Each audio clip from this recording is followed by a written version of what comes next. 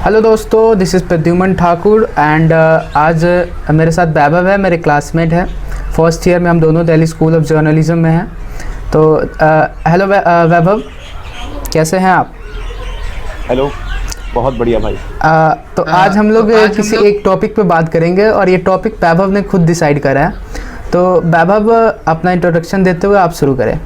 हम दोनों पढ़ते हैं दिल्ली स्कूल ऑफ जर्नलिज्म में, और जर्नलिज्म जैसा नाम है तो पत्रकारिता हम दोनों कर रहे हैं आजकल। तो एक चीज जो मुझे अच्छी लगती है पत्रकारिता की, कुछ चीजों को खुरेद कर सामने लेकर आना। हो सकता है आपके भी मन में ये सवाल हो कि इमरजेंसी के टाइम में मीडिया की सिचुएशन क्या रही थी, इमरजेंसी आखिर थी क्या। तो आज उसी टॉपिक पे हम लोग डीप में बात करेंगे। क्यों प्रद्युमन, तैयार हो?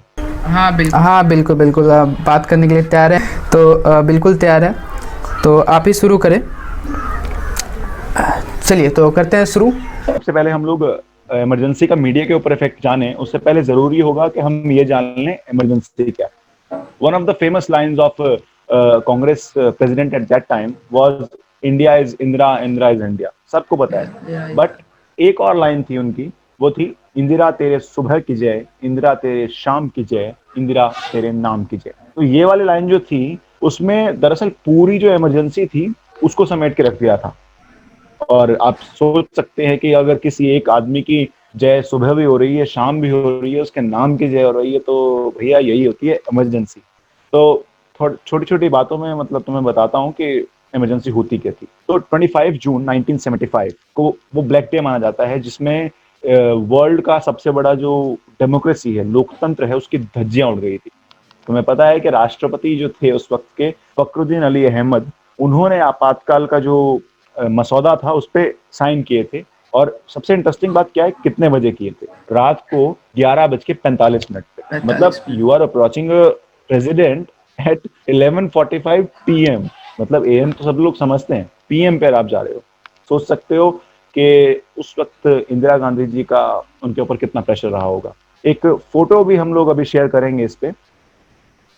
उस वक्त की बात है कि जो इंदिरा गांधी थी, हमारी जो प्रेसिडेंट थी, फर्स्ट फीमेल प्रेसिडेंट जो थी हमारी इंडिया की, वो एक तरह से हिटलर बन के आई थी। मैंने आपको बताया ना कि India is Indira, Indira is India. तो ये जो कोट था, इसकी इंस्पिरेशन ली गई थी, Adolf Hitler is Germany, Germany is Adolf Hitler. तो इस तरह से उसकी इंस्पिरेशन ली गई थी। तो वो एक तरह से लेडी हिटलर के तौर पर मतलब उभर के सामने आई थी। अब लोगों के दिमाग में होता है कि यार ऐसा क्या हो गया कि एकदम इससे इमरजेंसी लग गई। तो देखिए, इसकी शुरुआत जो हुई थी वो हुई थी 1971 में। अब आप कहेंगे 75 में इमरजेंसी लगी, आप कह रहे हो 71 में स्टार्टिंग हुई थी। तो 71 में स्टार्टिंग कैसे हुई थी भैया, ये बताते हैं आपको। क्या हुआ था कि उस समय के लोकसभा इलेक्शंस हुए, तो रायबरेली सीट से इंदिरा गांधी जीती।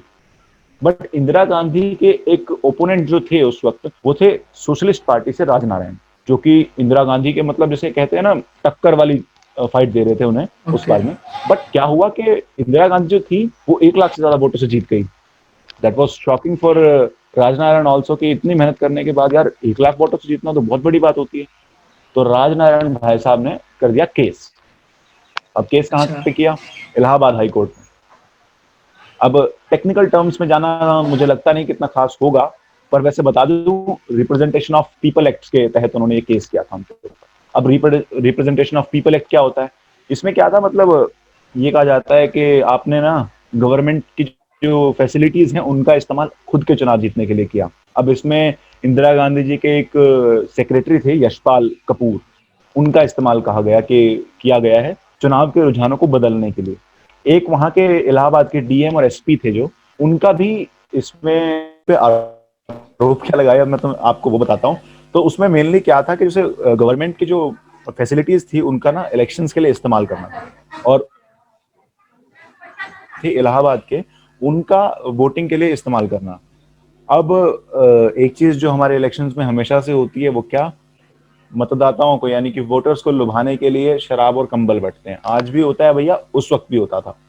और एक चीज जो थी कि इलेक्शंस में ना एक बाउंड्री होती है कि आप इतना खर्च कर सकते हैं, बट उस वक्त उस बाउंड्री से ज्यादा खर्च किया गया, जो आज भी मतलब होता है। ये चीजें आम सी चीजें हैं।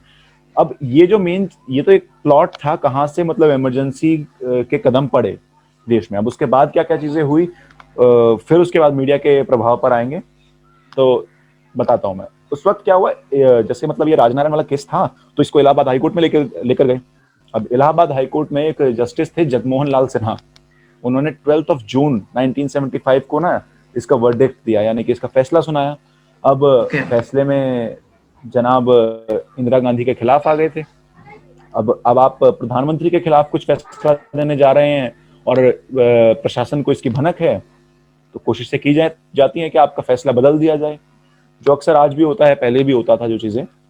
उसमें क्या था कि जो जस्टिस थे जगमोहन लाल सिन्हा, उनके घर के बाहर इंटेलिजेंस ब्यूरो की टीम बिठा दी गई थी कि इनकी हर मतलब गतिविधि पे नजर रखो। और फिर क्या हुआ कि नजर रख रहे थे वो लोग, और मतलब उन्हें धमकियां दी गई कि आप फैसला बदलिए अपना, प्रधानमंत्री के खिलाफ है। और तो और उनके ना मतलब प्राइस भी लगाया गया कि ये बताइए कितना लेंगे फैसला बदलने के लिए। बट वो दुबले पतले शरीर के थे जस्टिस जगमोहन लाल सिन्हा, वो मतलब अपने असूलों के पक्के इंसान। उन्होंने 11 जून को मतलब 12 को उन्होंने फैसला सुनाया, और 11 तारीख की रात को ही वो अपने घर से अपनी पत्नी के साथ गायब। अब इंटेलिजेंस ब्यूरो की टीम को इस बारे में कुछ नहीं पता लगा, और जो जस्टिस थे वो सीधा इलाहाबाद हाई कोर्ट में सुबह 10 बजे पहुंच गए, और सब हैरान। और ये चीजें जितनी भी गतिविधियां उस वक्त की हो रही थी ना, वो सारी की सारी प्रधानमंत्री कार्यालय तक उसका फैक्स जाता था कि अब क्या हुआ, अब क्या हुआ, अब क्या हुआ। अब जस्टिस जगमोहन लाल सिन्हा ने तो फैसला सुना दिया और आरोपी ठहरा दिया इंदिरा गांधी को सरकारी फैसिलिटीज का इस्तेमाल करने का। अब जब उन्होंने आरोपी ठहरा दिया तो सजा तो बनती है भैया, तो सजा उन्हें क्या दी गई कि उनका जो इलेक्शन था वो रद्द कर दिया, नल एंड वाइड कर दिया, और इंदिरा गांधी को 6 इयर्स तक के लिए चुनाव लड़ने से मनाही कर दी। मतलब आप अब 6 साल तक अगले कोई चुनाव नहीं लड़ सकते। अब आप सोच सकते हैं कि 1971 में बांग्लादेश और पाकिस्तान का जब मतलब इंडिया और पाकिस्तान का जब युद्ध हुआ था, तो बांग्लादेश और पाकिस्तान को अलग करने वाली लेडी, जिसे मतलब लोग लोह महिला कहते थे, दुर्गा का रूप कहते थे, अब उसके साथ ये फैसला आना, मतलब आप समझ सकते हैं कि कितनी गहरी चोट पहुंची होगी, और राजनीतिक करियर को मतलब कितना हिला दिया होगा इस फैसले ने। आप इसकी गहराई समझ सकते हैं फैसले की। फिर क्या हुआ, 12 जून का जब ये सारा फैसला जगमोहन लाल सिन्हा ने सुनाया जस्टिस ने, तो ये फैसला आपातकाल का प्रमुख कारण बन गया।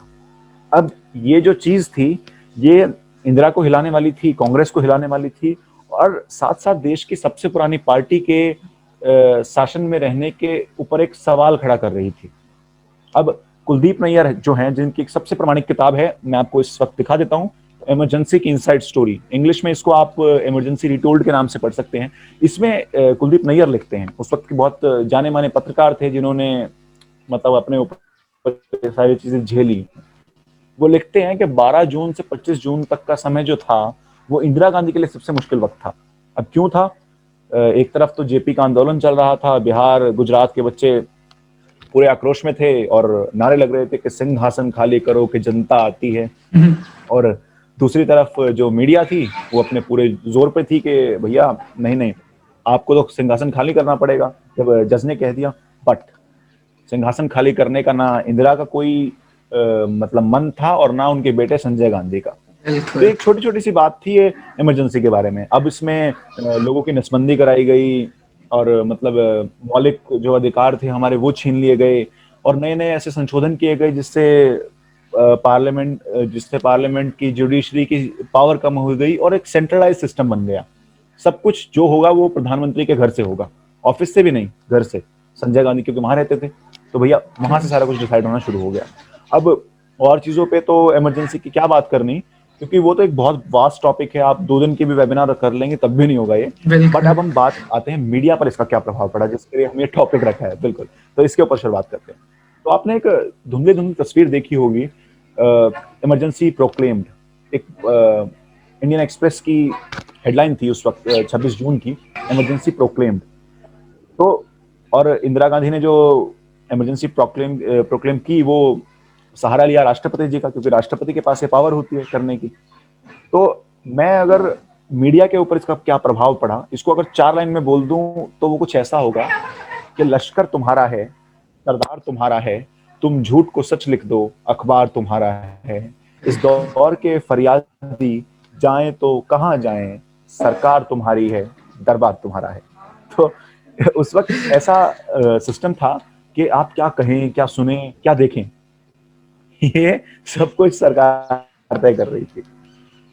तो इलाहाबाद हाई कोर्ट का फैसला आया था तो विपक्षी पार्टियां भी खिलाफ थी और साथ साथ भैया मीडिया भी पूरा प्रमुख रोल निभा रही थी।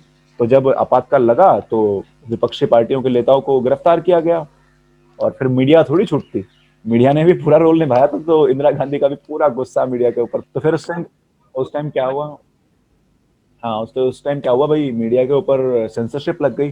सेंसरशिप आई थी फिलीपींस से, और ये मतलब लगाई गई कि ताकि जो आवाज है ना मीडिया की, मीडिया एक आवाज होती है जनता की, तो उस जनता की बिल्कुल। आवाज को दबाया जाए, कुचला जाए, ताकि सरकार के खिलाफ क्या हो रहा है या सरकार क्या लोगों के खिलाफ कर रही है, ऐसी चीजों को दबा दिया गया। अब उसमें क्या हुआ कि टीवी, रेडियो, अखबार, इन सब के ऊपर इफेक्ट पड़ा इसका। अब जो रेडियो और टीवी थे उन पे तो क्या इफेक्ट पड़ना था, मतलब ऐसा था कि सब कुछ आकाशवाणी से और दूरदर्शन से चलता था जो सरकार के थे। और जो सरकार की चीज होगी सरकार के रोकने के लिए तो कोई बड़ी बात नहीं थी, तो उसे तो रोक दिया आसानी से। और जैसे किशोर कुमार का एक बहुत अच्छा जिक्र आता है उस वक्त ना, किशोर कुमार ने कांग्रेस के पार्टी अधिवेशन में गाने से मना कर दिया कि मेरी तबीयत अच्छा। खराब है। अब वो नहीं पता कि उनका मन नहीं था कि तबीयत खराब थी, वो रेडियो से बैन कर दिया उन्हें। तो ऐसी सी छोटी मोटी चीजें थी, पर ये था रेडियो और टीवी जो थे सरकार की झूठी बातों पे मोहर लगाने का काम कर रहे थे उस वक्त। अब भैया जो क्रांतिकारी चीज खेली वो अपने अखबारों ने खेली, क्योंकि अपने पत्रकार सारे उस वक्त के अखबार के ही थे। और ना उस वक्त की दुष्यंत कुमार की एक बहुत अच्छी पंक्ति है कि तेरा निजाम है सिल दे जुबान शायर की, ये एहतियात जरूरी है इस पहर के लिए। तो उन्होंने जुबान सील दी सबकी। अब बड़े बड़े पत्रकारों को अरेस्ट कर लिया गया था 25 जून की रात, जिस दिन इमरजेंसी लगी। लाइट्स चली गई थी, लाइट्स भगा दी थी, मतलब जो सारे के सारे अखबार के मीडिया हाउसेस थे उन सबकी लाइट कट कर दी गई। 2 दिन बाद आई थी। और मतलब कुछ जो थे इंडियन एक्सप्रेस और स्टेट्समैन वगैरह, उन लोगों ने अपना एडिटोरियल कॉलम खाली छोड़ दिया कि हम इसका विरोध करते हैं, क्योंकि कुछ लिखने तो दिया जा नहीं रहा था सेंसरशिप के जरिए। अब इसमें क्या था, जो पीआईबी थी, प्रेस इंफॉर्मेशन ब्यूरो था उस वक्त का, उसके दफ्तर से मतलब सारी चीजें चेक होती थी, उसके बाद छपती थी। ऐसी चीजें हैं इसमें सारी। और मतलब अभिव्यक्ति की जो आजादी थी उसका हनन कर लिया गया था उस वक्त। मतलब बड़े बड़े जो पत्रकार थे वो अगर सरकार के कुकर्मों को सामने लाना चाहते थे तो उनके ऊपर मीसा लगा दी जाती थी। ये उस वक्त का एक नियम था जिसमें इन्वेस्टिगेशन वगैरह कर ली जाती थी। और जो पत्रकार थे उन्हें अरेस्ट तो किया जाता था, साथ साथ उनकी संपत्ति के ऊपर कोई मतलब एलिगेशंस लगानी शुरू कर दी। इस तरह की चीजें छोटी मोटी की। 327 पत्रकारों के ऊपर मीसा लगा दी थी उस वक्त। तो ये तो थी बोरिंग बोरिंग की चीजें। तो मतलब अब जो इंटरेस्टिंग चीज आती है वो ये थी कि उस वक्त के सूचना प्रसारण मंत्री जो थे, इंफॉर्मेशन एंड ब्रॉडकास्ट मिनिस्टर जो थे, वो थे इंद्र कुमार गुजराल। और उन जनाब ने एक बहुत अच्छी चीज कर दी थी संजय गांधी के साथ। उन्होंने ये कह दिया कि भाई मैं तुम्हारी माँ का मंत्री हूँ, तुम्हारा नहीं हूँ। अच्छा। अब भैया संजय गांधी उस वक्त के खलनायक, नमन उन्हें। तो वो कहने लगे भैया अगर आप अपने मेरी माँ के मंत्री हैं तो रहिए मत यहाँ पर। उन्होंने मतलब अगले दिन हटा दिया गया और उनकी जगह भी विद्याचरण शुक्ल को लगा दिया। वो मतलब पेट थे एक तरह से संजय गांधी के, कि भाई जो कहेंगे वो हो जाएगा। तो ऐसा उस वक्त किया गया। ये बहुत इंटरेस्टिंग सा बीच में था, तो मैंने बता दिया आपको। और मतलब जो बाहर के विदेशी अखबार वगैरह थे उन्हें भी मतलब उस वक्त खत्म कर दिए गए थे बिल्कुल, कि भाई आप कोई भी इंफॉर्मेशन इंडिया के बाहर नहीं कर सकते। एक मतलब बहुत अच्छा कोट है इसके बीच में, लाल कृष्ण अडवाणी का। वो बोलते हैं कि जब मीडिया को झुकने के लिए कहा गया तो मीडिया रेंगने लगी। अब उस वक्त की जो मीडिया थी और आज की मीडिया, आप चाहें तो कोई कनेक्शन कर सकते हैं। मैं कुछ नहीं बताऊंगा, पत्रकार का काम होता है सिर्फ बात को बताना। अब आगे आपके बिल्कुल। सोच के ऊपर बात है कितना आप उसमें समझते हैं। पर ऐसा नहीं था कि अच्छा, ये भी ऐसा था नहीं कि था कि सब के सब ये चुप भी बैठे था थे, वैभव कि सबके सब। जो पत्रकार थे और जो मीडिया हाउसेस था उन्होंने ब्लैंक करना शुरू कर दिया। वो मतलब जो कॉलम होता था वहां हाँ बिल्कुल, इंडियन प्रिंट ही नहीं इंडियन करते थे। एक्सप्रेस ने। हाँ, तो ये काफी अच्छा मैसेज था हाँ कि इंडियन अगर एक्सप्रेस ने इस ब्लैंक, जागरण ने भी किया था ये चीज। ओके। वही कहा ना, तेरा निजाम है सिल दे जुबान शायर की, तो सील दी जबान। तो ये चीज उन्होंने की थी। उस वक्त ना दुष्यंत और कुमार की एक हम बहुत लोग को अच्छी ऐसा चीज लग रहा है और कि भी हम है, लोग बीच को में भी ये मैं चीज कहीं जोड़ना फेस ना चाहूंगा। करनी पड़ जाए, जिस तरीके का माहौल है अभी। हाँ ये बिल्कुल। माहौल है। था चिरागा हर एक घर के लिए, कहाँ चिराग मयस्सर नहीं शहर के लिए। साए में धूप एक किताब है उनकी, वो अगर पढ़ेंगे तो मतलब इमरजेंसी के टाइम की है, काफी अच्छी लिखी हुई है। और हो गई है पीर पर्वत सी पिघलनी चाहिए, और सिंहासन खाली करो कि जनता आती है। ये सारे उस वक्त के मतलब बहुत बहुचर्चित नारे थे। और ऐसा नहीं था कि सबके सब चुप बैठे थे, मतलब कुछ पुरोधा ऐसे भी थे जिन्होंने खुलकर विरोध किया। अब उसमें रामनाथ गोयनका थे, कुलदीप नैयर थे, आर के लक्ष्मण जो कार्टूनिस्ट थे। ऐसे ऐसे लोग थे जिन्होंने मतलब अपना काम बखूबी निभाया। आप उस वक्त के कार्टून देखेंगे, आप उस वक्त के इनके लेख देखेंगे, तो सरकार के खिलाफ जो हुंकार थी इन्होंने खुलकर भरी, जिसका इन्हें नतीजा झेलना पड़ा। जेल हुई, प्रेस पर ताले लगने की नौबत आ गई इनकी, और मतलब इनके ऊपर जांच बैठी। पर एक बहुत मजेदार चीज थी उस वक्त की ये, कि इंडियन एक्सप्रेस और जो भी ऐसे अखबार थे जो सच्चाई को छापते थे या उसके निकट होते थे, उनको लोग ढूंढ कर पढ़ते थे, क्योंकि वरना तो पुलिस उनकी मतलब जो कॉपीज थी वो उठाकर ले जाती थी, पर लोग उन्हें ढूंढ कर पढ़ते थे। ये बहुत इंटरेस्टिंग चीज थी। उसके बाद मीडिया ने क्या डेवलपमेंट की, उसके अंदर एडिटर्स गिल्ड वगैरह बनाई, ताकि लोग आगे कभी मतलब ऐसी सिचुएशन ना आ पाए। मतलब अमेंडमेंट भी किया गया मोरारजी देसाई की गवर्नमेंट में, कि ताकि कोई आगे इतनी आसानी से मतलब इमरजेंसी ना लगा पाए।